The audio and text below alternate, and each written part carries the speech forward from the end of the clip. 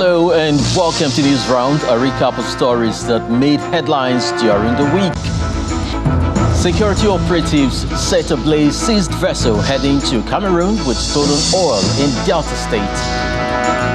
President Tinubu meets with class of 1999 governors at the council chamber of the Aso Rock Villa, promises to assuage impact of fuel subsidy removal. Another high court in Abuja voids arrest, detention and suspension of former Central Bank Governor Mr. Godwin Emefiele by the Department of State Services, orders his immediate release. Plus, International Criminal Court investigates the 4 killings and rapes as violence surges in Sudan. That's News Round in view.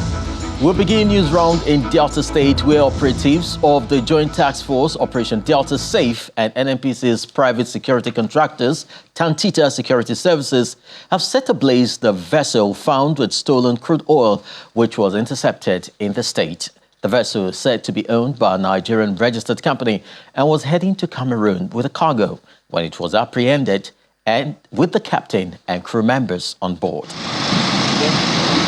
The menace of pipeline vandalism and crude oil theft continues to milk the nation's resources, and this has prompted the federal government to take action.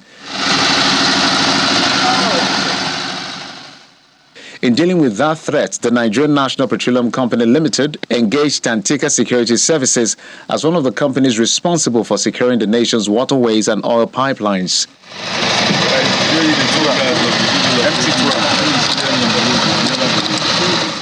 This partnership between the NNPCL and Tantita Security Services has yielded results with the arrest of this vessel, MT Tural LL, laden with 150 metric tons of stolen crude oil on Escravel Sea. The crude was reported to have been illegally sourced from a vessel jacket offshore with no valid documentation at the time of arrest. According to the security company, the arrest follows credible intelligence that the vessel was heading to Cameroon with a cargo on board. A shatter my vessel. Shatter the vessel. So they sent someone on board to take us where to load. So we don't know that's what he wanted to load, but we just followed instruction. So he took us to a jacket. We took you to a jacket. Okay. To load, but we couldn't stay there for long. We left there. When I called my boss that this is what is happening there, so my boss said I should leave there. So now on our way going back to our position of anchor, so Tantita boys, Tantita Security now cross us. On assumption of office of the current Chief of Defense Staff, General C.G. Musa, he reiterated the resolve of the armed forces and indeed the whole of the stakeholders within the area to continue the fight against criminalities in the Niger Delta area, against our common patrimony, and this includes illegal bunkering, pipeline vandalism, crude oil theft, and the likes. And this has been achieved largely in synergy with a host of stakeholders, which I have listed earlier.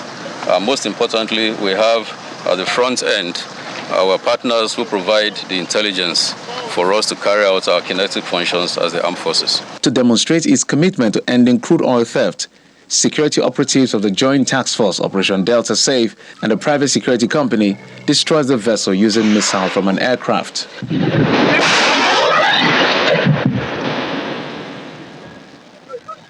For the Executive Director of Operations and Technical Matters at Tantita Security Services, the destruction of the vessel is just the right thing to do.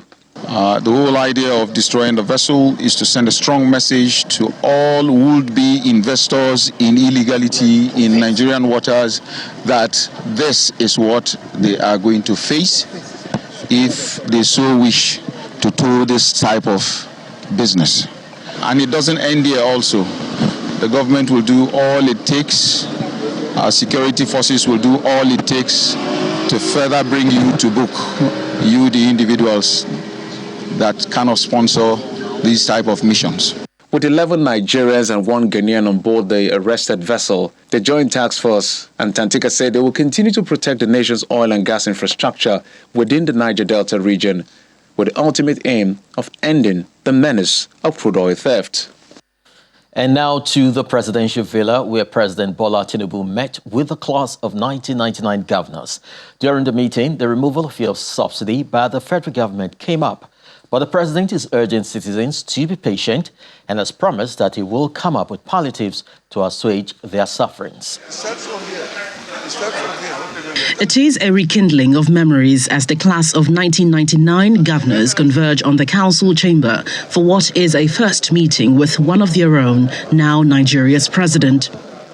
The president, Bola Tinubu, receives his colleagues gladly. All of you, it's good to see you again. And for nothing to come back, I say abduction. They were the first set of state chief executives upon the nation's return to democratic governance after a 16-year military interregnum. The president makes explicit his quest for a change as he promises subsidy palliatives. Please help tell the people to be a little patient. The palliative is coming. I'm doing the arithmetic. I don't want people the cash transfers to fall into wrong hands. So please, help persuade them to be a little patient. I know it pinches. I know it is difficult. But at the end of the day, we are going to all rejoice in the prosperity of this country. May God bless you. Suing for peace in the country, the president sends former governor of Plateau to his people. Things are getting gradually better. And I will appeal to Dari to please send a message back home to Plateau. The peace, that kind of peace that you have then, you desire now. We will do everything possible to stabilize the country. We have no reasons whatsoever killing ourselves. For what?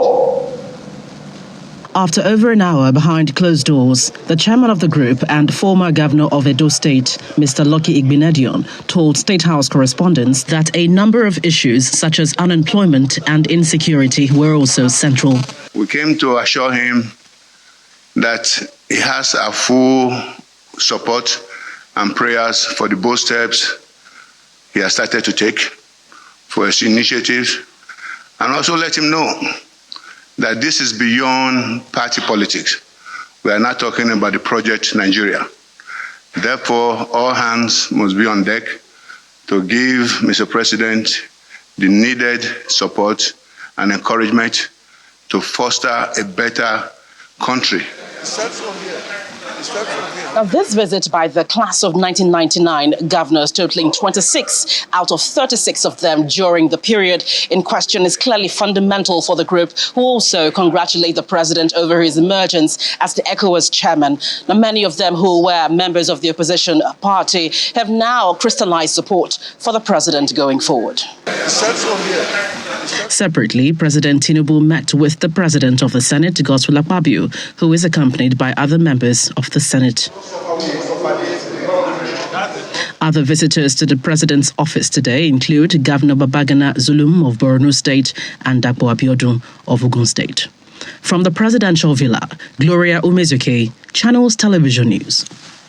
And to the National Assembly, where lawmakers have amended the 2022 Supplementary Appropriation Act and approved the president's request to source 500 billion naira from the approved budget to provide palliatives for Nigerians following the removal of petrol subsidy.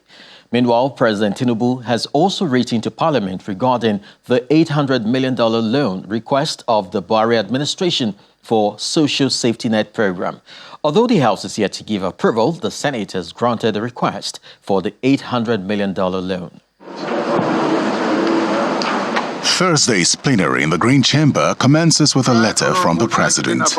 President Tinubu is seeking the approval of the House to secure a loan of $800 million initially requested by the immediate past administration for the Social Safety Net program. Under the conditional cash transfer window of the program, the federal government of Nigeria will transfer the sum of 8,000 naira per month to 12 million poor and low-income households for a period of 6 months, with a multiplier effect on about 60 million individuals. In order to guarantee the credibility of the process, digital transfers will be made directly to beneficiaries' accounts and mobile wallets. Next, the House turns its attention to yet another request by the President, seeking an amendment to the 2022 Supplementary Appropriation Act to allow the federal government to source 500 billion naira for palliatives to cushion the effect of petrol subsidy removal. The matter is debated as it scales second and third reading. How are we going to identify the most pressing needs of Nigerians? Is it going to be applied to transportation? Is it going to be applied to healthcare? Is it going to be applied to providing food or feeding or increase in wages? Our president has ably stated as well that he's going to take his time and make sure this palliative gets into the right hands, and I'm quoting him.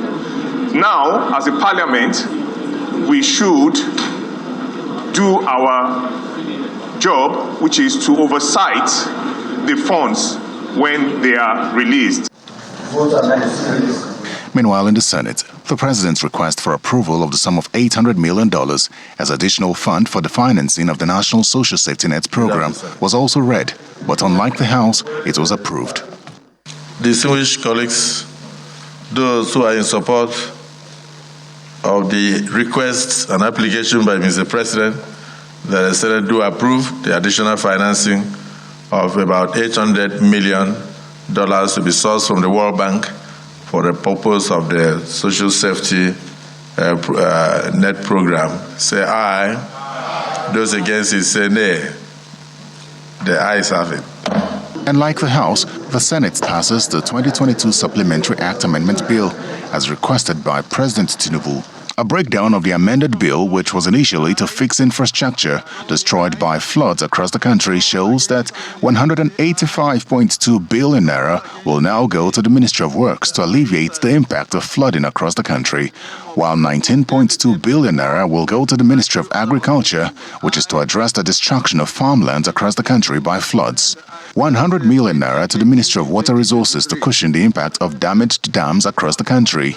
Also, the National Judicial Council will receive 35 billion naira, while the Federal Capital Territory Administration gets 10 billion naira for critical projects, and the National Assembly will receive 70 billion naira for infrastructure. Terry Ikumi, Channels Television News. It confirms the appointment of service chiefs. Stay with us. Welcome back. The Senate has confirmed the appointment of the country's new service chiefs after their screening by the upper legislative chamber. The exercise, which lasted for nearly 2.5 hours, was held behind closed doors. The Senate saved the screening of the service chiefs for the last plenary session of the week. Although there was no announcement that the exercise was to hold on Thursday, there were indications before plenary started. President Bola Tinubu had written to the Senate requesting that the upper chamber confirm the nomination of the service chiefs. After senators are seated, the majority leader requests that the Senate allow the service chiefs enter the chamber.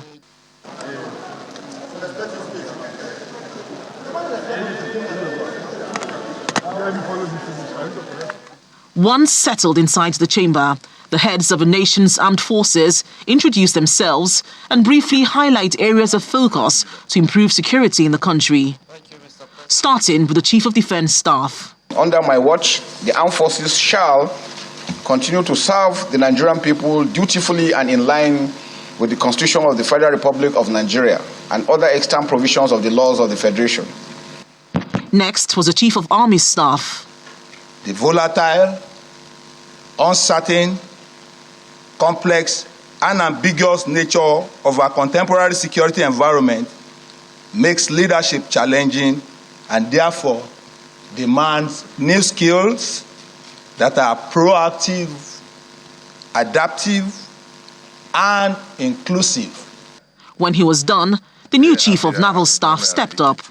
In line with our statutory roles, which is the defense of the nation's territorial integrity from the maritime domain, as well as the policing roles of protecting the nation's resources and contribution to military aid to civil power, I am fully prepared to carry out these roles. And finally is the Chief of Air Staff. It is therefore imperative that we devise strategies to leverage on our strengths and enhance operational output. Done with a brief introduction, the Senate goes into a closed-door session for the screening proper. The security nature of the questions to be asked is a reason often given for screening service chiefs privately. Nearly 2 hours, 30 minutes later, the screening ends and the Senate President discloses the decision of the House. The Senate thereafter approved the nominations of the following persons as Chief of Defense Staff and Service Chiefs for the Armed Forces of the Federal Republic of Nigeria. Is this a true reflection of what transpired in the Committee of the Whole? Some Nigerians see the screening of service chiefs as a mere formality because the National Assembly has at no time rejected any president's request to confirm the heads of the military. But some lawmakers tell Channels Television that the screening exercise was exhaustive. Coming out from the engagement with the service chiefs, we saw a commitment to serve. I see them working hard to arrest it. In fact, when the Chief of Defense Staff said they will have to arrive every section that's on crisis themselves, not just allowing the boys, they would want to see it themselves and participate in ensuring that we have peace. I think we'll have peace in Nigeria. The confirmation of the service chiefs has been concluded, but the clock is ticking for President Bola Tinubu to send the list of his ministerial nominees to the National Assembly for confirmation, and he has to do this within 60 days of his swearing-in, which elapses within the month of July. Linda Akibi, Channels Television News. Meanwhile, another Abuja High Court has voided the arrest and detention of suspended Central Bank Governor Mr. Godwin Emefiele by the Department of State Services. Delivering judgment, Justice Bello Kawu held that the arrest, detention and interrogation of Mr. Emefiele is in violation of a subsisting judgment and order. Mr. Emefiele, through his counsel, Peter Bang, had asked the court to set aside and nullify the arrest and detention of the applicant for being illegal and a nullity in view of the subsisting judgment by another court delivered on December 29, 2022. Justice Kawu also made an order setting aside any warrant of arrest obtained or procured by the respondent, especially the DSS, for the arrest of Emefiele in connection with the allegations of terrorism financing, fraudulent practices, money laundering, threat to national security before any court. The court further granted an injunction restraining the respondent, particularly the DSS, from arresting, detaining, or interfering with Mr. Emefiele's personal liberty and freedom of movement. It also granted an order of injunction directing and mandating the respondent, particularly the DSS, to forthwith release Mr. Emefiele from any arrest or detention. July 12th is World Malala Day, a day that gives countries around the world an opportunity to look into policies that protect the rights of young women and girls to get quality and safe education. It was also a day that commemorates the shooting of young Malala Yousafzai, the then 15-year-old who was shot as she rode home after taking an exam in Pakistan's Swat Valley. This year, Malala visited Nigeria to increase advocacy at several levels of government on the protection of the rights of young women and girls. On the 9th of October 2012, a Taliban gunman shot Malala Yousafzai as she rode home on a bus after taking an exam in Pakistan's Swat Valley. Though she survived the attack, she was marked for death because of her continuous advocacy for the education of young girls in her country, Pakistan. But young Malala remained undeterred, fueled by the support of her parents, especially her father, Zainuddin Yousafzai, who is also an education activist. It is now the 10th celebration of the United Nations declared World Malala Day. It began with a visit to the office of the Vice President, Kashim Shettima, who restates the Tinubu administration's commitment to girl-child education and protection. This is Malala's third visit to Nigeria, and she tells State House correspondents that when it comes to girl-child education, a lot has improved since our last two visits. Our ask here in Nigeria is that government, all states and all party members make a commitment to ensure that every child in Nigeria has access to a complete education, which includes senior secondary education as well, that every child has access to a free and quality education. The Deputy Secretary General of the United Nations, who's leading this UN delegation, sheds more light on the importance of this advocacy, considering Nigeria's peculiar circumstances. We have a large number of out-of-school children. We know that the quality of education is not what every child should have in this country. And the advocacy to an administration that is coming in, that believes in education, is an important timing. The delegation makes their way out of the State House and heads to the United Nations House, where young girls and girl education advocacy groups from across the nation have been invited to draw some courage from Malala's story and her special message to them. We must ask those who claim to care about gender equality and education why their budgets and policies do not match their words. We must call again and again every opportunity for leaders to prioritize education. The commemoration of World Malala Day will definitely throw up a plethora of issues, a lot of which will be discussed around the world today. But one of the most important lessons to be learned from the story of this now 26-year-old woman is the power in the voice of one young woman if she has the support that she needs to express herself. And that's a lesson many families have been urged to learn, especially fathers in Nigeria. From the UN House in Abuja, Kayla Megwa, Channels Television News.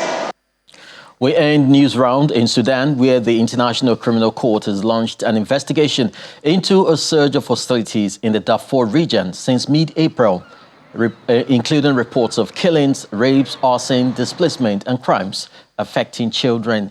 The regular army and paramilitary rapid support forces have been battling in the capital, Khartoum, and other areas of Sudan in a power struggle that exploded on April the 15th. More than 3 million people have been uprooted, including more than 700,000 people who have fled into neighboring countries. UN Secretary General Antonio Guterres said last week that Sudan, Africa's third largest country by land area, was on the brink of full-scale civil war that could destabilize the wider region.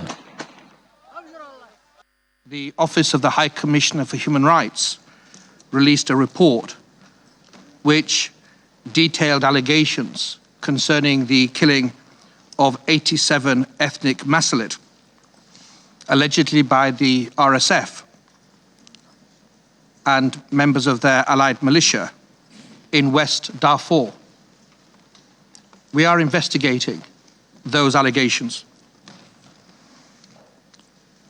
We are, by any analysis, not on the precipice of a human catastrophe, but in the very midst of one.